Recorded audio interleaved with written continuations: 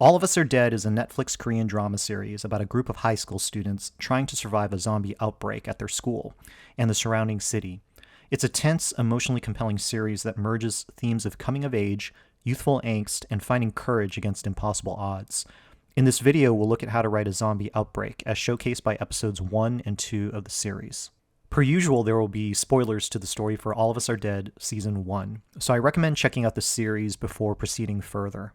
So let's look at how to write a zombie outbreak, referencing the series, starting with the technique of controlling dramatic tension. One thing that All of Us Are Dead does really well is to set up the zombie threat early on, and then draw out the dramatic tension as long as possible before showing the consequences.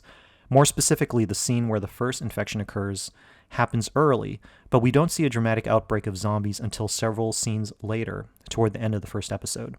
This dramatic technique puts the viewer on edge because we see the impending threat while the on-screen characters might still be unaware of it. And we're increasingly feeling more anxious and worried for them as time progresses. We can start by getting a sense of the big story beats unfolding in the first episode. The story establishes that there's a science teacher who created the virus, and he has been running experiments on his son. Later on, one of the high school girls wanders into his empty lab and gets bitten by a mouse carrying the virus. So this quick scene establishes the first point of infection.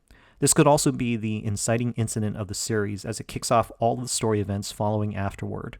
A short mystery ensues when the teacher kidnaps the girl and keeps her subdued in his lab to hide the infection. But the girl later escapes and ends up wandering back to her class, collapsing in front of her teacher and other students. By this point in the story, we've also had several scenes where we've gotten to know the main cast of students. The story technique of giving us relatable characters gives us points of empathy and specific perspectives we need to go along for this ride. So several of them end up taking the infected girl to the school nurse, who we later discover got bitten as she tried to help the infected girl. When the school nurse discovers her bite wound, she quickly succumbs to it and turns into a zombie.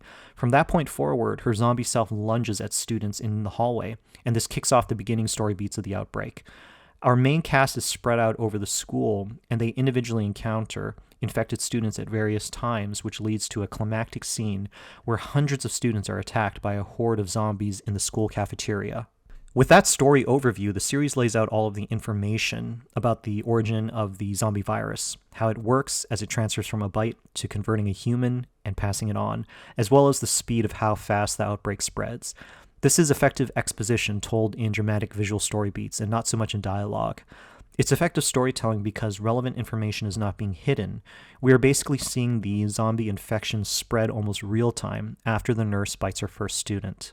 Also, we see progressive stages of the outbreak spreading. Even after the nurse bites the first student, the camera moves to the outside of the school and travels across several classrooms where unsuspecting students are going about their regular schedules. This increases the dramatic tension of what's happening as we anticipate the horror that will soon descend upon these innocent students. Using contrast is also an important technique in writing this zombie outbreak, especially when using parallel imagery or symbols. Story-wise, placing a group of high school students filled with youthful energy is a strong contrast with the presence of death that comes with a zombie outbreak. In the beginning of the episode, we see shots of crowds of students huddled together, waiting to cross the street to get to school. When the traffic lights signal for them to cross the street, the camera frames these crowds tightly together, visualizing and foreshadowing the future zombie hordes. In these early scenes, the students are alive, but we're starting to dread what will happen to them when they become victims of the zombie outbreak.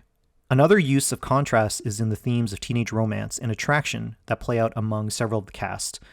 Young love is symbolically filled with life, hope, and wistful longing, and these qualities are in direct contrast to the themes of death and horror that we see in a zombie outbreak. The series effectively introduces us to several characters, like On-jo, Cheong-san, su-hyeok, and Namra, while revealing how they relate to each other and what they think of each other. These emotional connections are important because they reveal what's at stake, besides life and death, for these teenagers when they're trying to survive the zombie outbreak. One specific sequence where we see the strong contrast of teenage romance and deathly nature of the outbreak is when Cheong-san and On-jo have a brief disagreement in the school cafeteria.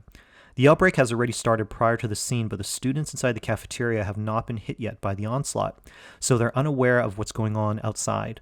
On-jo's friend tries to spark a flirtatious conversation between Cheong-san and On-jo, but it goes awry when Cheong-san emotionally shuts down and doesn't want to help On-jo with attracting su-hyeok's attention since she is interested in him. We know that Cheong-san has developed some feelings for On-jo, but he hasn't revealed them to her yet. So when On-jo breaks away from Cheong-san and heads towards the entrance in frustration, that's when the zombie outbreak hits the cafeteria, and all hell breaks loose. At this point, the series ramps up into a full-on outbreak mode. We emotionally empathize with the main characters in this scene because they're revealing more of their vulnerabilities and internal lives, and we inherently want to see them survive to work out these emotions. We can also ask, what is the emotional center of this cafeteria scene as it syncs up with the zombie outbreak? We're asking, what is the scene really about? I think this cafeteria scene is really about the main characters fighting to preserve what they really want, which is their lives, and also their feelings for each other. Cheong-san rushes to help On-jo because he cares about her in the face of an impending zombie threat.